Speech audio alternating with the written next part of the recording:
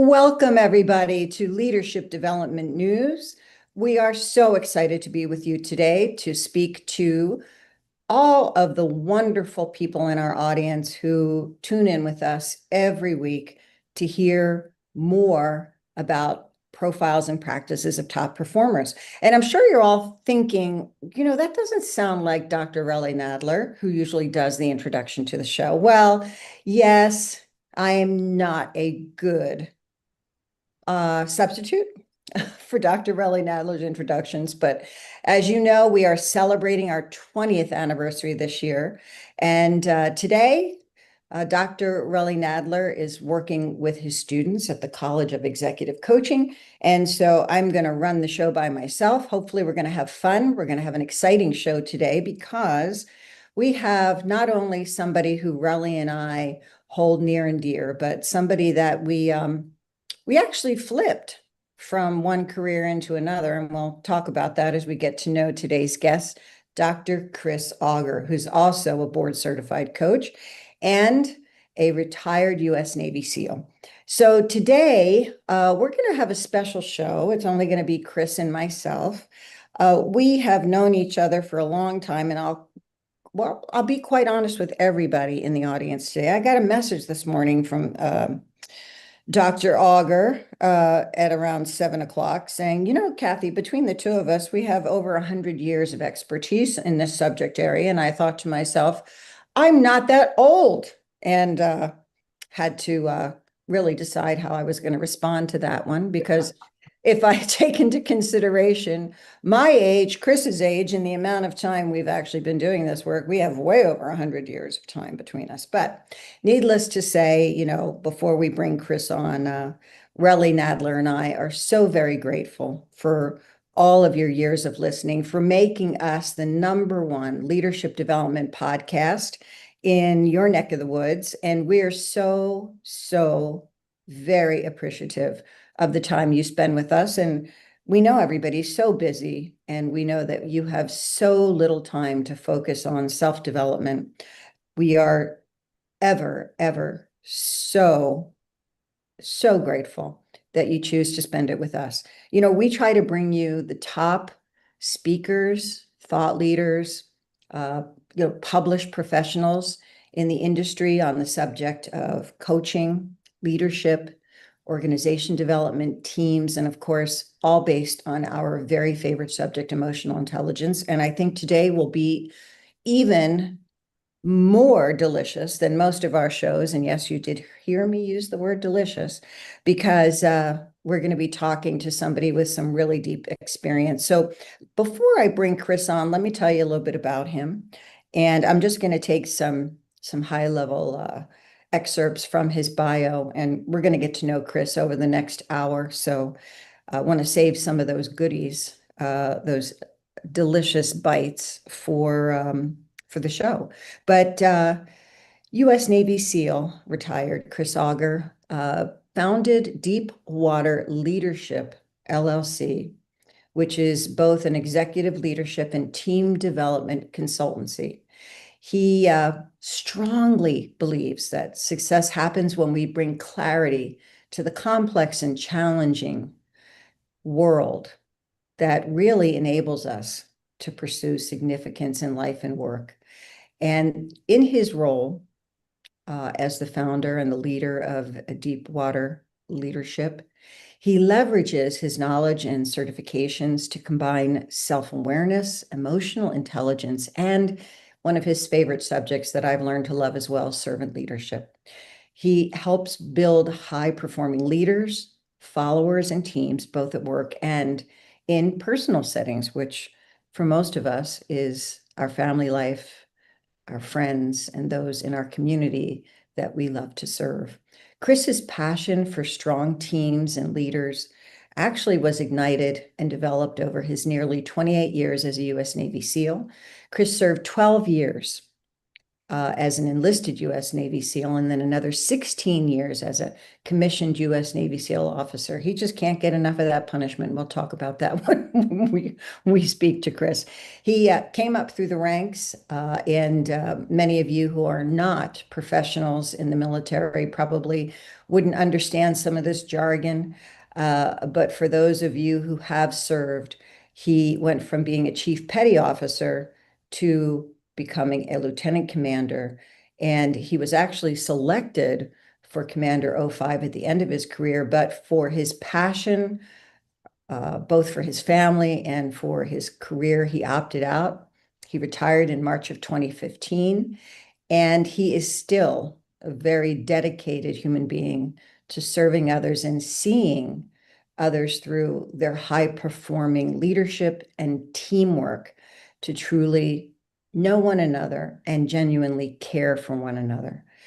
One of the things that I know Chris would like me to mention is that he loves giving back. He loves volunteering. He and I both are fans of the Honor Foundation, where he had a significant impact on his life.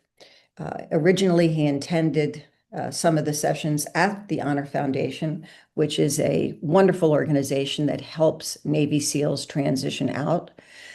He became a strong follower there in their virtual programs in 2023, and he has done a great deal of work, both in transitioning his own skills, but developing others and a greater perspective, as you'll hear today, to his coaching, and hopefully those who are continuing to follow him into his own coaching practices. He is a board certified coach from the Center for Credentialing and Education. He is certified in many tools. We're going to talk today about one of our favorite tools, the emotional intelligence tools. And I could not say more about Chris without including his amazing wife, who I also got to know over the years. Sandra is an amazing woman, not only for being married to him for over 33 years, but also for giving him, I think, one of the biggest blessings in his life, his daughter Alexis, and now his granddaughter, little Ellie. We're going to talk to Chris personally. He has a doctorate in strategic leadership. We're going to talk to him personally about his concentration in leadership coaching once he graduated Regent University, where he earned his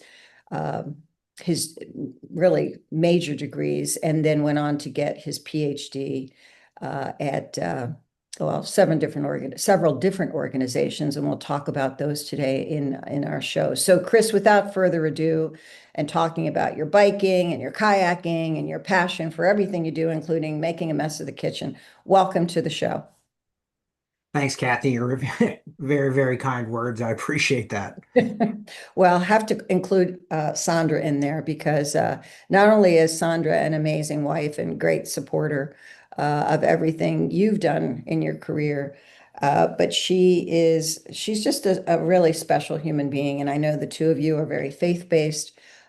You've raised an amazing daughter who's also now raising her own amazing daughter. I know what that feels like, having a single child who is a daughter who has given me a wonderful granddaughter who turns 10 this year. And I'm telling you, dude, the time goes really, really fast. There ain't enough emotional intelligence in either one of us to keep up with this new generation. And I got to tell you, even though these kids are, maybe 7 years apart, our grandkids, they're going to tear up the world. You can just tell by where they are, their focus, their ability to use technology at a very early age, and the stuff that comes out of their mouth. I'm keeping it clean because we're on the air. Scares the hell out of me. I don't know if your granddaughter's ordering her own food yet, but I can tell you my granddaughter, I'll come downstairs when I'm home to visit and I'll say, "Hey, Olivia, what do you feel like having for dinner?" "Oh, don't worry about it, G. I already ordered something. It'll be delivered here any minute." I'm like, what the hell? Like, when did that happen? She's Uh, not ordering her own food quite yet, but she definitely is getting a peace of mind that I think is taking her parents aback. It definitely took Lala and Pawpaw back this past Thanksgiving when Hey, Ellie, can I kiss your forehead? I suppose. It's such an exhausting experience to have, If you must. yes, some emotional contact that requires physical, you know. It's hilarious. They are very funny. My granddaughter, I just told her this week, for those of you who are listening and have learned to ignore many people's voicemail messages because you use text so much. Uh, so my 10-year-old granddaughter who has a cell phone has a voicemail message and it sounds something like this. Hello. If you've reached this message, I'm either one, relaxing, two, charging my phone, or three, just chilling and really just don't want to chat with anybody. So you can leave a message if you choose to at the beep. And I was just like, that's a little lacking emotional intelligence there. Just a little bit of, emotional intelligence lacking But there. Just but let me say. it, is it though, or is it just being brief? One, two, three. What? I told her, I said, Liv, try this. Hi, it's Olivia. Thank you for calling. You know what to do after the tone. Beep. I mean, I kind of like that Mr. Gru briefness. Mhm. But welcome to the show, Chris. And, one of the things that we love to do as the audience getting to know you is have us tell our audience a little bit about who influenced you growing up and kind of what brought you to where you are now. Oh wow, I'd probably have to say, I mean, honestly, 6 months before I joined the Navy, I would have said I'd never want to be in the Navy just because my dad was in the SEAL teams and basically I never saw him. I mean, when he showed up at my chief's initiation and asked about how to put 9 sea service ribbons or deployments on a sea service ribbon, it was like, for crying out loud, Dad, no wonder I didn't know who you were. He was always deployed. He was gone or working up or something thereof. I would say he had a very significant and profound impact on me, just from a perspective of a work ethic. Treat people as you want to be treated, and just a high level of integrity that he espoused. Um, I would say that he was very firm, fair, and accountable. He didn't let us get away with much. Sometimes we didn't necessarily want him to come home from trips because mom was saying, wait till your father gets home. And we knew what we were doing. So we didn't necessarily want to have the firmness come down. But all in all, my dad was, he passed a couple years ago, 2 summers ago. And, it was a great opportunity to walk him through that and walk mom through that. And now we've got her up here in Virginia Beach with us. And we try to spend a good amount of time with her in her final years before the chair is empty. And then I think just growing up in the teams and I have to also attribute probably to my wife, Sandra. When I watched her get baptized, that was probably another significant component of my life because I had that man in the mirror moment. I asked the guy in the mirror, "Hey, are you the husband she deserves, or the one that you want your daughter to marry sometime?" And when the answer was an absolute no, it was like, okay, so now what are you going to do about it? So I began a faith walk for me personally, late in life in 1998, and realized that being in a SEAL platoon as a chief or an ensign, because I had my degree at that time, it was going to take me too far away from the family. So I ended up jumping into the reserves for about 5 years. And I picked up a commission in the reserves. And then when they activated me to active duty, they asked me to stay permanently. So before jumping into that fray, I actually went back to my girls, my wife, and my daughter, and said, "Hey, what do you think?" And they're like, "Well, you love being a SEAL, and we're much healthier as a family now, so let's do it." So that took me to the latter part of my career where my spinal surgeon basically said I had put about 9 lifetimes on my spine and asked me if there might be something else I would be interested in doing. Riding a desk in somewhere in the Midwest at a reserve center because my wife was not going to leave her 18-year-old daughter in San Diego by herself didn't appeal to me. And that's why I had turned down the promotion to '05 because that would have been a 3-year commitment. And at that point, I was about a week shy of 28 years. So it made sense to move on and do something, but I reinvented myself. I went ahead and used a program through the military to obtain my doctorate so I could teach at the highest level because that way I could take all my experience and weave it into some education and basically help others. Turns out I was able to recover better than I thought from that. And I've worked for a not-for-profit with the WinShape Foundation, started by Truett Cathy of Chick-fil-A, and spent about 7 years there working through leader and team development using some curriculum that was designed and built for the folks at Chick-fil-A. COVID hit and they asked me to start up the coaching portion of that. And that was just a love. I was able to build that out. Uh, Probably, I want to say summer of 24, they decided to take a strategic turn and they focused on family and camps and homes for kids. Mhm. So the leader and team development was dismissed, and then the college program was collapsed. So through a very generous severance, we came back up to Virginia Beach area for the military town and the VA system that's here. And then we've been here since September of 24 and loving every minute of it. And then over the course of all of that, I've had Deepwater leadership in the background now for several years after I went through the Honor Foundation because I went, after talking to Matt Stevens there at the Honor Foundation, I said, hey, how about I just go through the virtual program all 14 weeks, even though I'd already been through class two and now they're in the hundreds, to sharpen my own saw, but then to also understand how I can actually coach other fellows coming out of the spec ops arena. And I've been coaching at least one or two fellows each semester, several times a year, just to give back to the community and basically what I didn't really have when my wife and I jumped out of the military. I think we counted it up once, and it was like 8 or 9 lifetime decisions that we made all at once inside of about 3 months. That had I had somebody mentoring and coaching me on, maybe we would have pruned a couple of those and kind of stretched that out a bit. But the idea of giving back is definitely great, and just seeing some people excel and thrive as they move forward onto their next career with their families is Right. just awesome. So yeah, but Deepwater Leadership has recently gotten a facelift with a web page and some social media, and we're just really going to step out and seek to grow and stretch ourselves and see what's out there and how and who we can come alongside.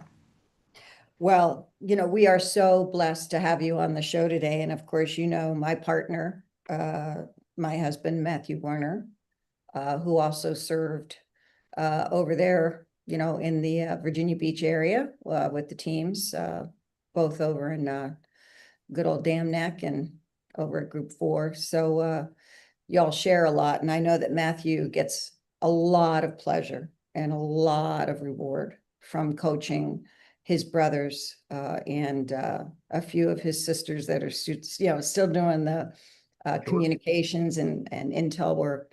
And so that is really a great opportunity for folks to spend time with you. And I remember my own passion for the Honor Foundation. And you and I actually taught a class together there when they were just getting started. I think we were on class 11. We really, Yeah, somewhere in that frame. It was in the very beginnings because they were still structuring it out. I yeah. think the Oh, you know what? maturity.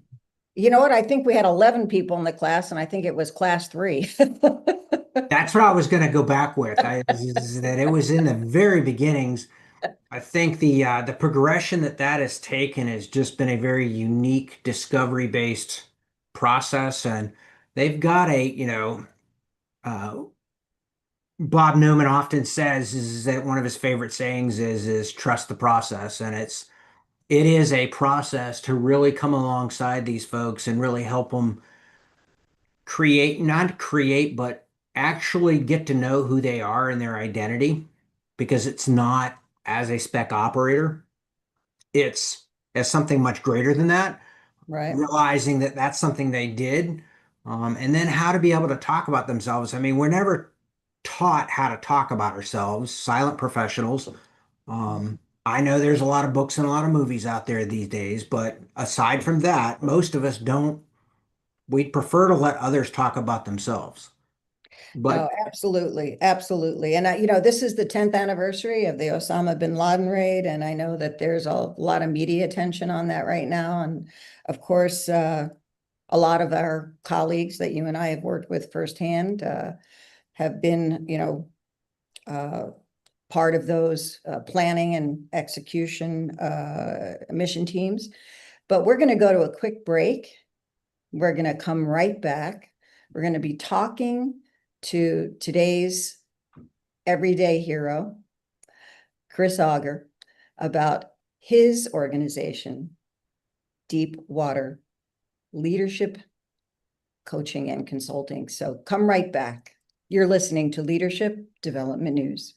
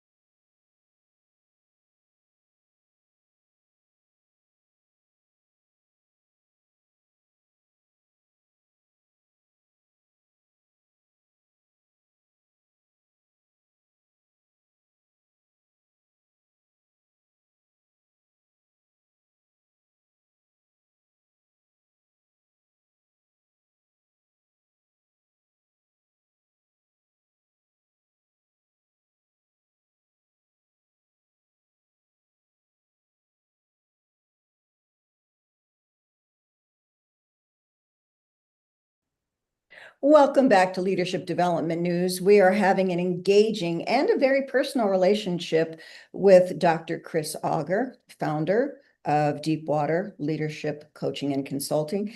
And Chris, let me just kind of paint a picture here with your help. First of all, this is, I think, your second, if not third, foray with us here on Leadership Development News. We've had you on the show, but you've always been in different roles each time, which I think is really exciting. You're always growing and moving, as we say in the tactical operations world, shooting and moving. And one of the things I really want to talk about today, obviously, is emotional intelligence, how you use it in your work, and give the audience a little context. So as many of you know from my history as a behavioral scientist with special forces and special operations, usually my tongue starts to work somewhere around 3 p.m. after I've had like 4 cups of coffee. And so one of the first individuals that I was very, very blessed to work with was a gentleman by the name of Steve Wazotsky and a couple of the commanders. And some of them were in Virginia Beach, and then some of them were out on the West Coast, which is where, Chris, I believe you and I first met. And I believe you were the XO for the Center for SEAL and SWCC. And you and I teamed up. We brought emotional intelligence to the teams. We actually, as you said, introduced them to themselves now in a way that they should have had a little earlier and a little more often. But inroads have really been successful. I have well over probably 24 tactical operators across special forces and special operations that are now big believers in the emotional intelligence tools and processes and assessments for maximizing human performance. So let's talk a little bit about your application of these kinds of tools and your approach to leadership, and what makes your, I'll just say, viewpoint, right, from that strategic and tactical experience a little bit different than the average leadership coaching and consulting organization, and the philosophies that you use that have now been proven well over 2 decades, making people better, successfully better, and as we say, move from success to significance. Thank you for that, Kathy. I think, we actually met at the University of Michigan at Noel Tichy's program. You were delivering the program there, and then it wasn't lost on me the significance of this concept of EQ. Right, I mean, right, right, right. it was a huge, huge just epiphany, if you will, because I had just returned from actually my visa had cleared for being deployed to Pakistan in I want to say the latter part of May, Right, right, right. I literally know. weeks after we had just dispatched bin It's Laden. it's clicking. It's clicking. Right, right, right. So I was teaching with Noel Tishy, and just some context for the audience. If you don't know about Noel Tishy, he is one of the fathers and pioneers of leadership, along with Warren Bennis. You know, a lot of great folks. Howard Gardner. I could go on and on and on. But yes, he ran the Global Partnership, University of Michigan, Mhm. and he had a class of about 50 global leaders. And I believe a handful of that class were 5 Navy SEALs, and I believe you were one of those. Thank you Yeah. for reminding me of that. Yes, you are correct. Then And you brought me out to the Center for SEAL and SWCC. correct, because what I saw very quickly was that had I had been introduced to myself in a way I haven't met myself before, EQ, some of the engagements that I was having with the State Department people there at the consulate and the embassy would have gone entirely different. Just realizing people are showing up in different ways That's right. was very, very key. Now, what I've since been able to, I mean, I tried to get assessments.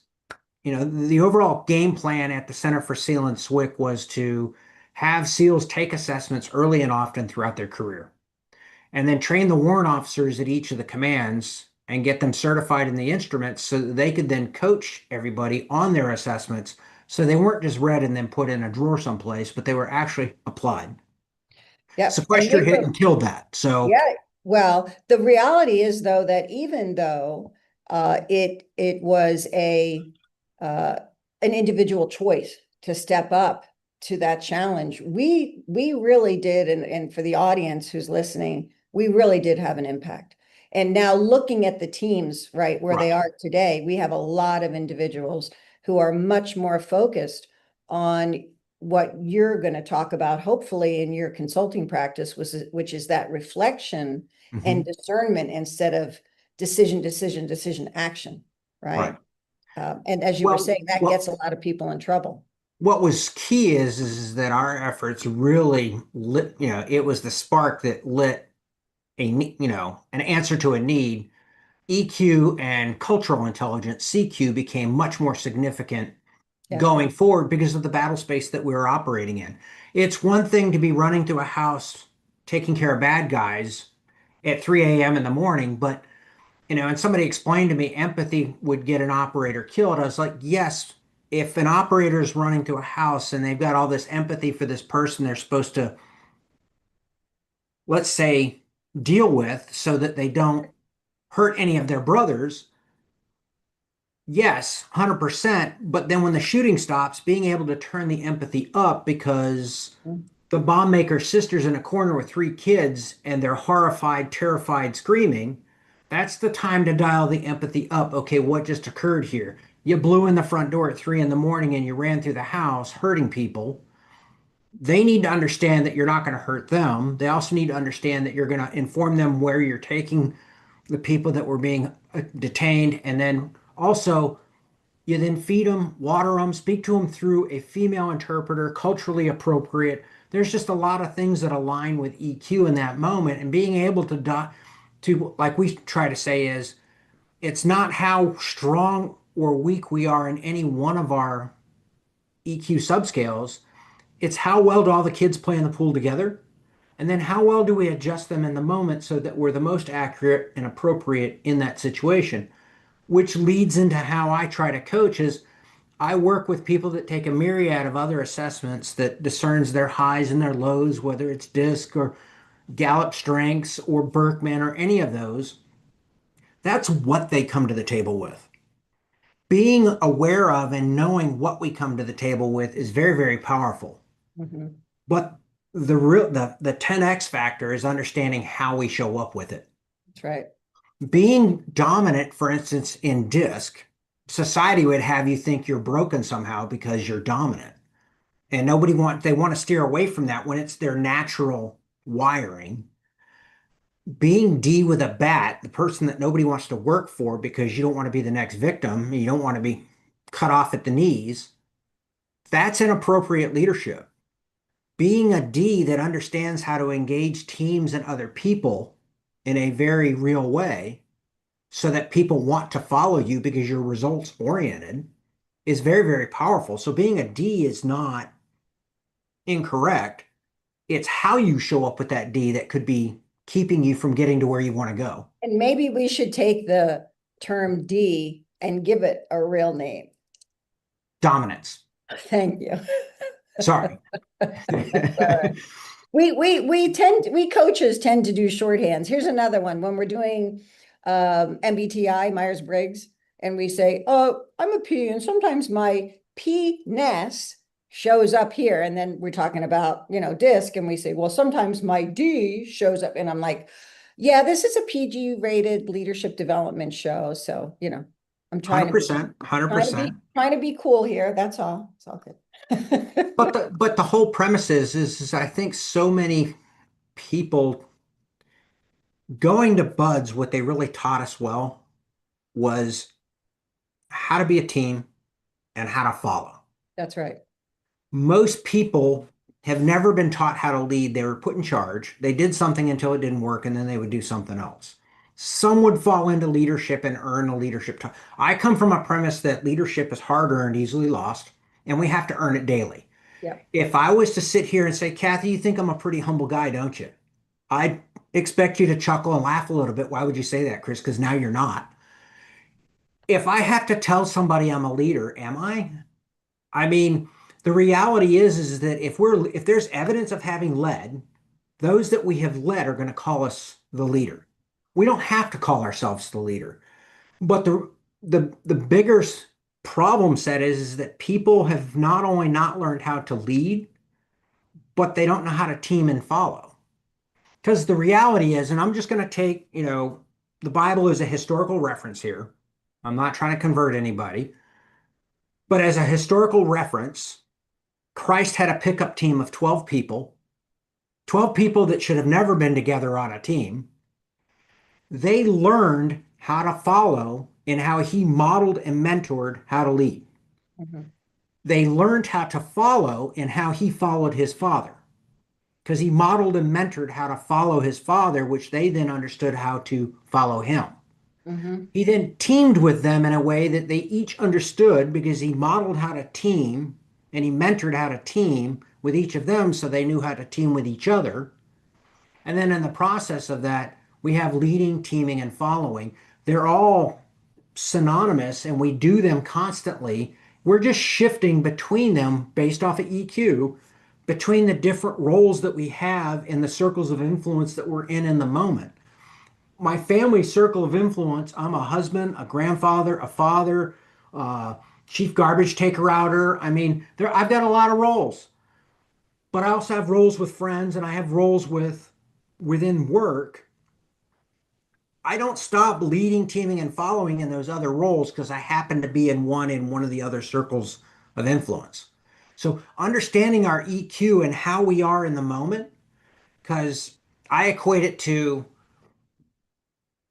the idea that we're going to be this way in one setting and this way in another setting, and we're going to waffle our leadership is not going to work. Because when Correct. we're squeezed, when our high three and our low three out of our EQ, when we're squeezed, the high three go higher and the low three go lower, and there becomes a big gap.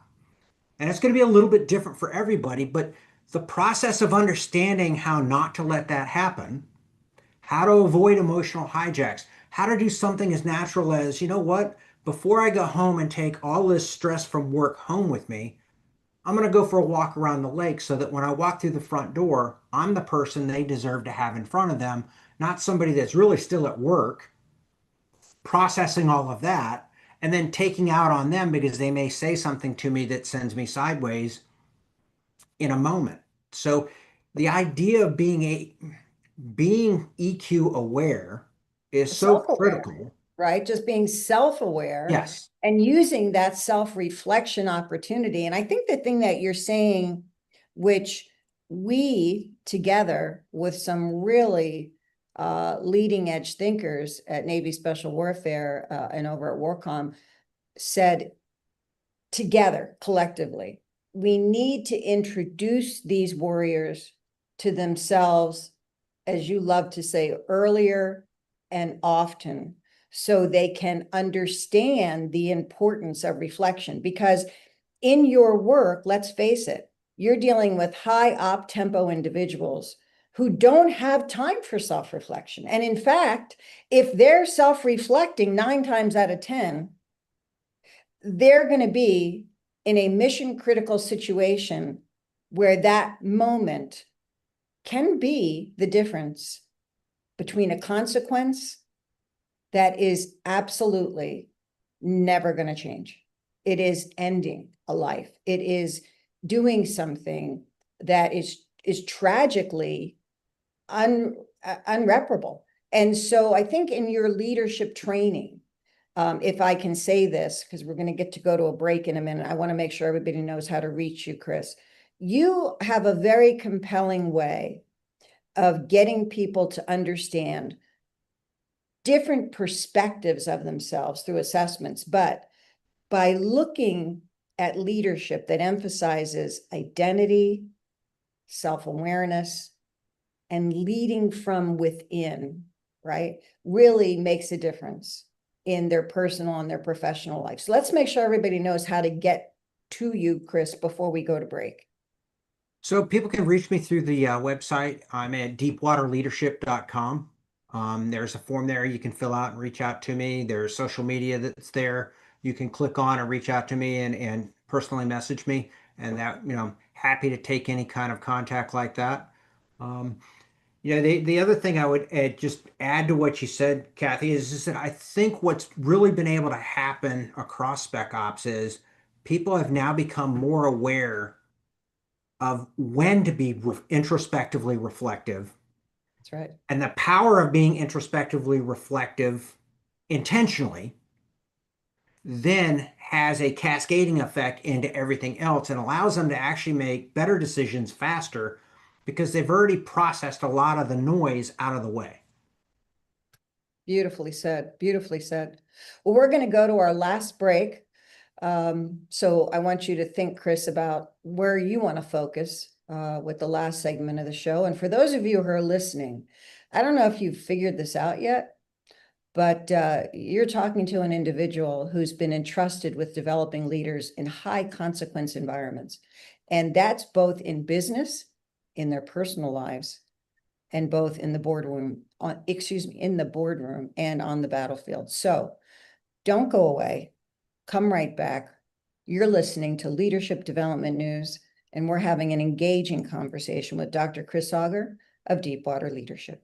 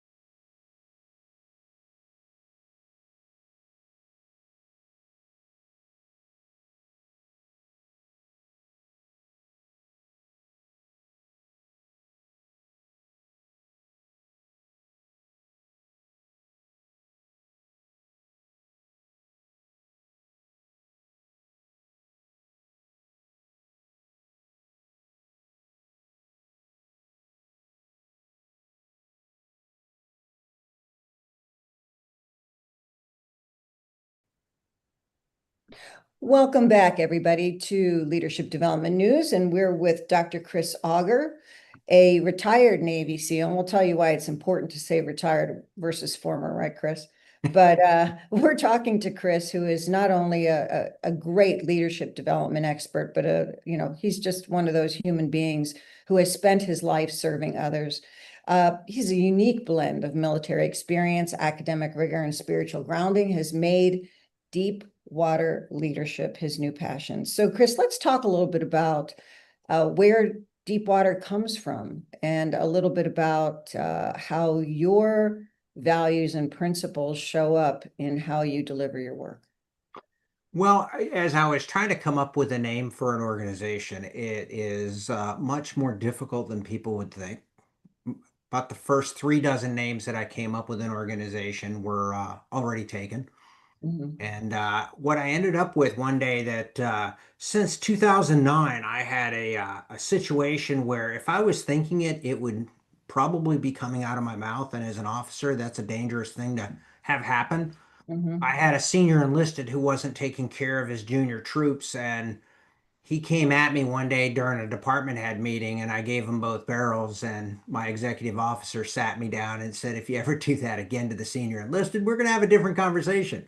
So don't say a word." And I went, "But," and he went, "If you say a word, this is going to be a really short conversation and not end well for you." And I went, "Yes, sir." And I went back to my ops office and he said, "Chris, you got Tourette's of the mouth. If you're thinking it, you're saying it. You can't do that in a position of leadership. You mhm. have to get some control of that." And it was at that point in time I started reading a proverb a day. So a proverb a day, there's 31 of them, 31 days in a month. Whatever day you're on, read that proverb. Well, in Proverbs 25, there is a saying where the purposes of a person's heart are deep waters. One of understanding will help draw them out. And that's the crux or the cornerstone of deep water leadership. And that comes as a consultant, developing teams, it comes as a coach. There's a myriad of ways to actually do that. I find that when you really start getting people to do that introspective reflection, to really understand how they're showing up with their emotional intelligence, their level of performance just hockey sticks right up because the, when they get it, I mean, I've had supervisors and managers come to me after coaching people and saying, "What did you do to them?" I was like, "Well, that depends if it's good or bad." And they're like, "Oh, no, it's all good." And I was just like, all I did was help them understand themselves in a way that they could actually perform and level up their performance. I've You had, know, go no, ahead, I sorry. no, I was just that kind of brings me, didn't mean to cut you off, but it just brings me to your understanding of stress behaviors and how they shape the way you coach leaders when they're having to perform right under stress. Like we were saying, there's just stress everywhere today.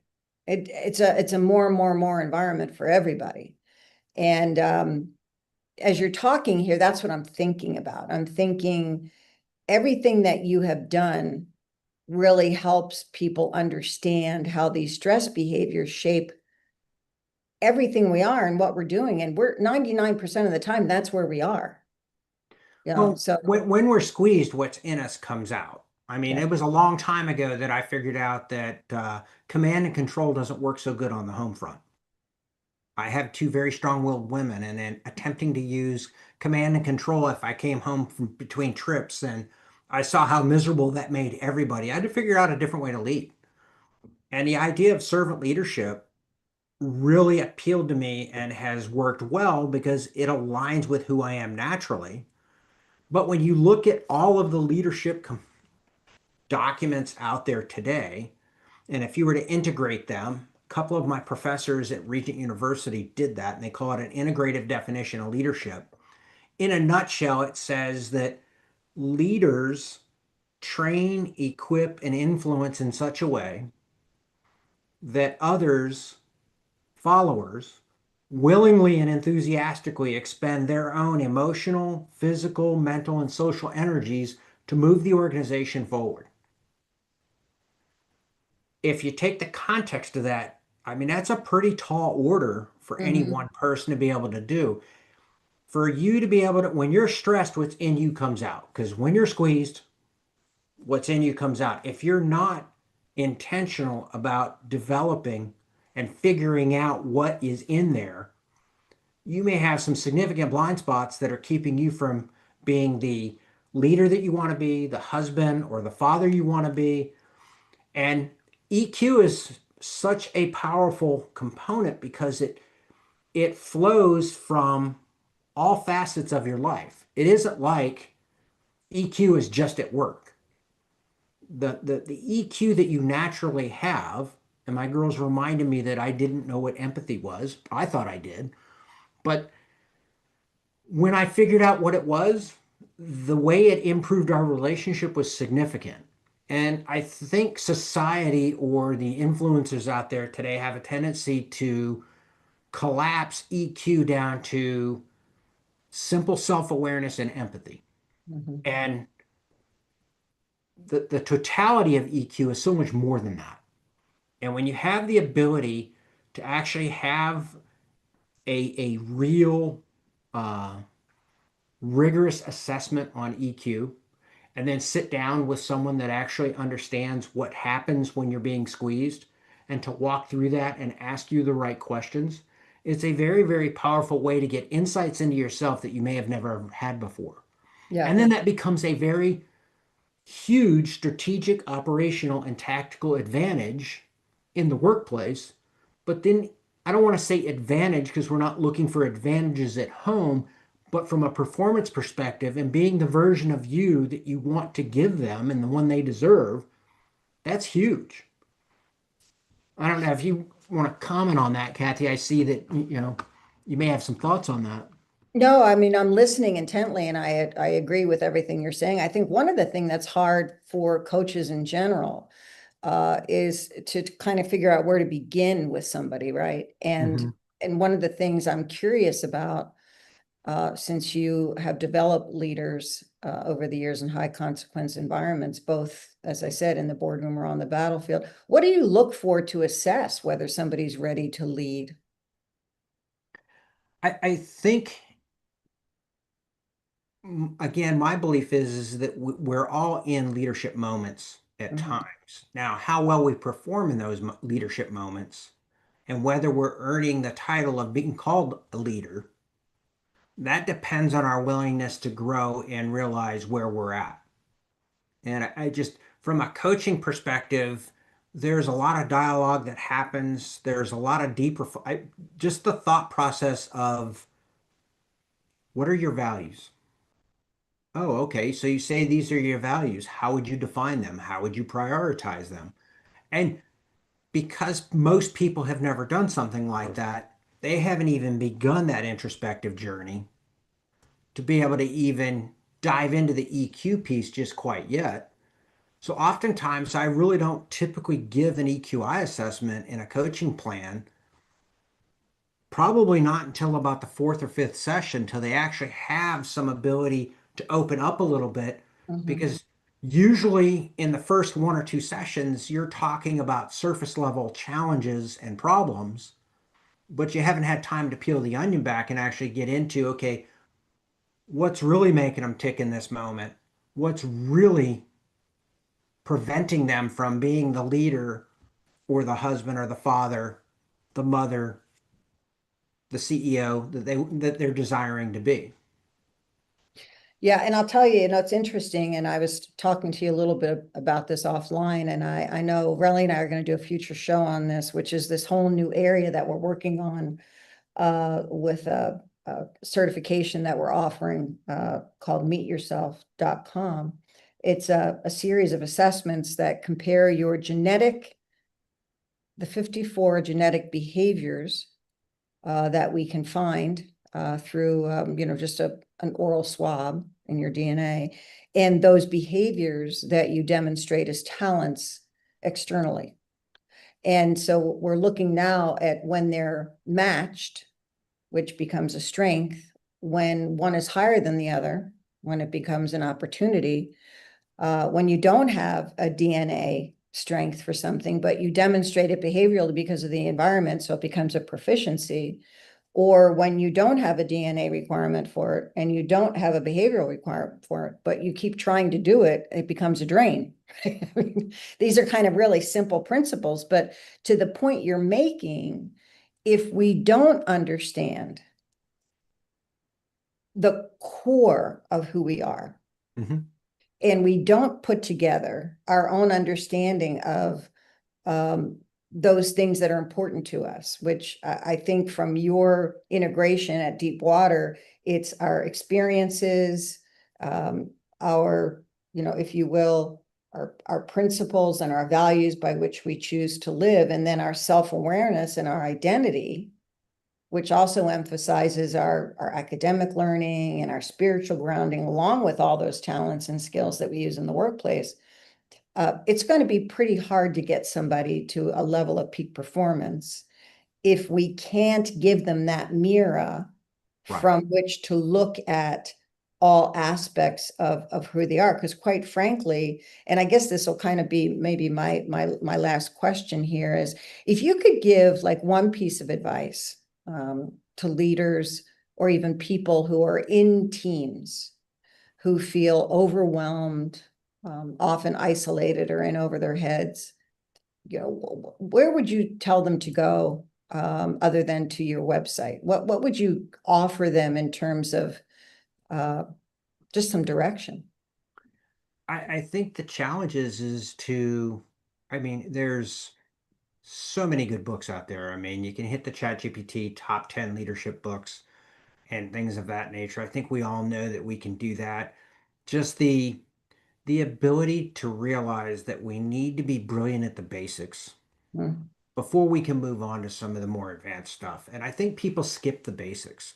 Being able to lead, team, and follow with the one in the mirror is what's really, really critical, because we oftentimes will give advice to teammates. We'll try to lead teammates or lead organizations or lead others, but we haven't necessarily led the one in the mirror. And that can become very, very challenging. And it's funny, I've heard it said that, treat others as you'd like to be treated. But then when you see how somebody treats themselves, you're like, yeah, I don't want you to treat me like that, because you don't treat yourself very well. So it's this premise that, what are what are we looking at in the mirror? How well do we lead, team, and follow the one in the mirror? You know, Because that cascades into everything. absolutely. I mean, and you're speaking gems here, and I hope that our listeners kind of give this a whole second listen, because there's a lot of nuances in here today.